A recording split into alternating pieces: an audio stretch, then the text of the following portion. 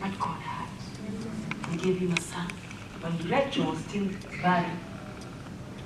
And she never ceased there. She conceived again, and this time around she also gave birth to another beautiful baby boy, and she called him Levi.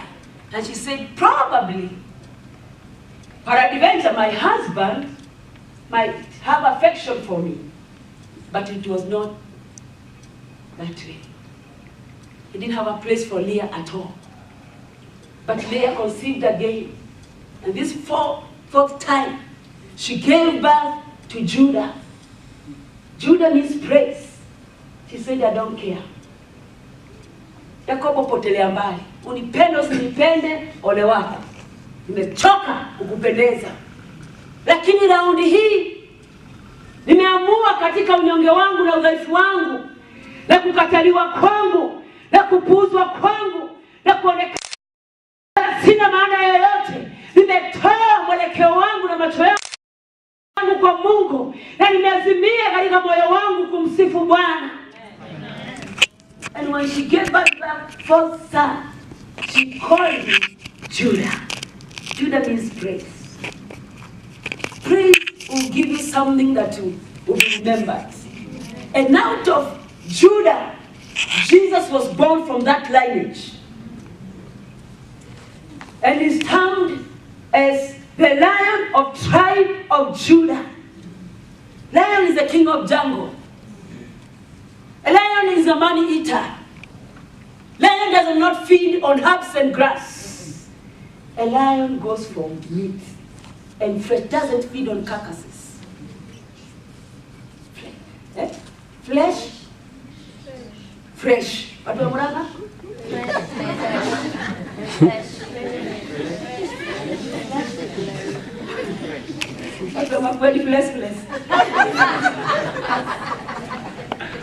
Fresh.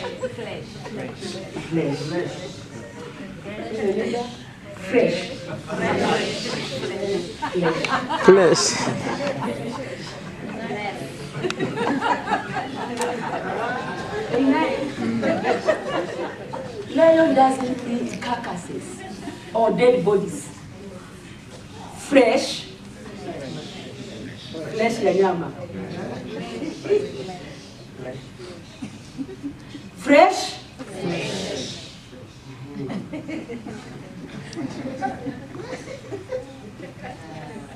That's what you're going to give back.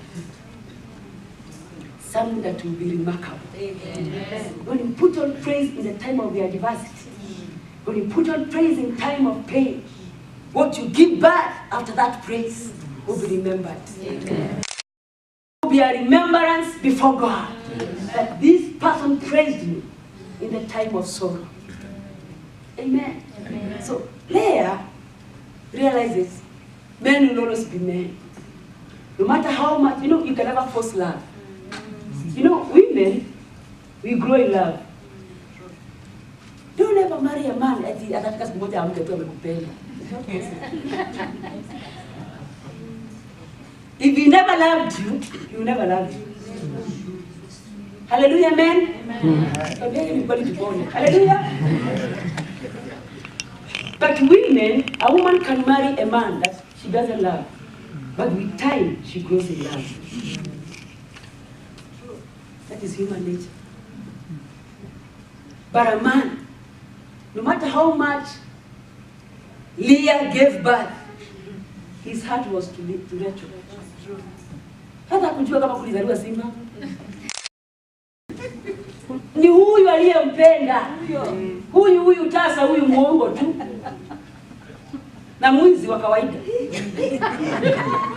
Maana wakati Yakobo anaamua sasa ni wakati wa kurudi nyumbani, na anaaga baba yake mkwe na ndugu zake wakwe, anawaambia ni wakati wa kurudi kwa nyumbani kwetu.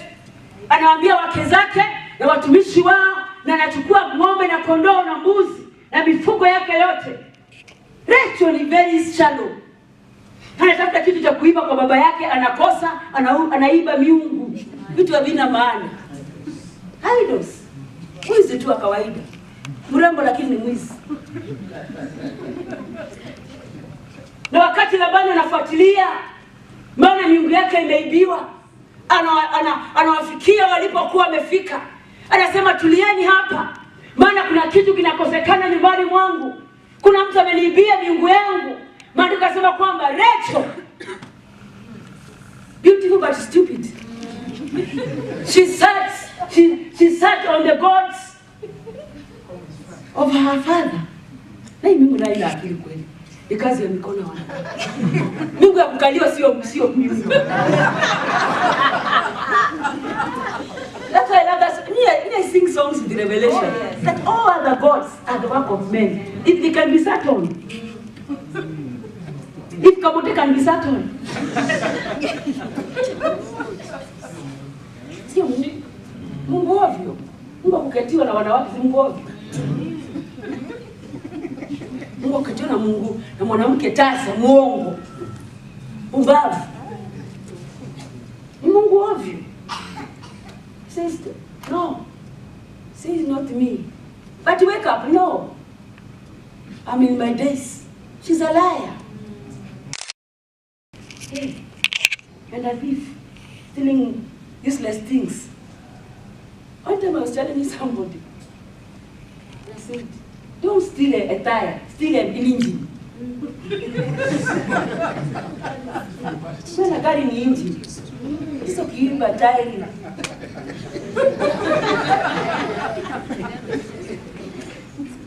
Amen. The Bible says, you come and move, and kwa nini? Kwa move kabisa. Mpaka wache record. Kama ni mtakatifu kabisa. Mpaka wewe kwa Mungu and checkers.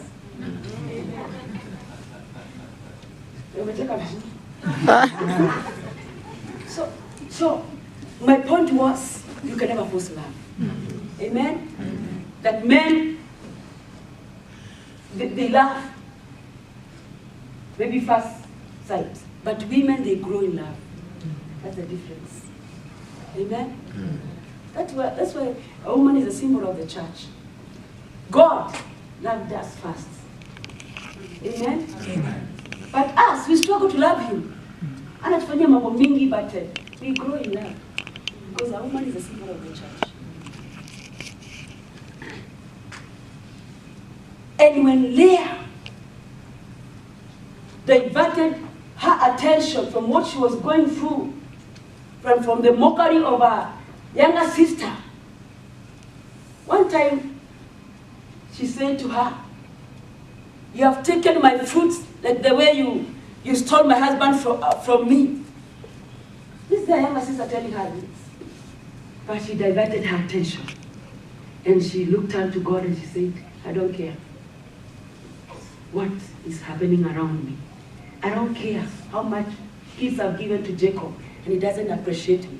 I don't care what people and neighbors and villagers say about me, because everybody seems to know that I'm not loved by Jacob, even though I'm fruitful.